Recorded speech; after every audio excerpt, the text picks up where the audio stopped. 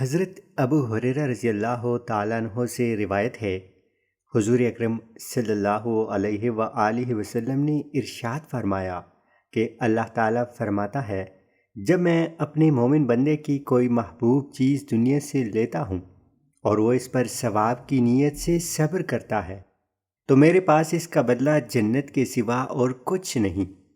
یہ حدیث مبارکہ اس موقع پر بیان کی گئی جب صحابہ کرام کو زندگی میں آزمائشیں اور جدائیاں پیش آتی تھیں، کبھی اولاد کا انتقال تو کبھی عزیز و رشتہ دار کی وفات۔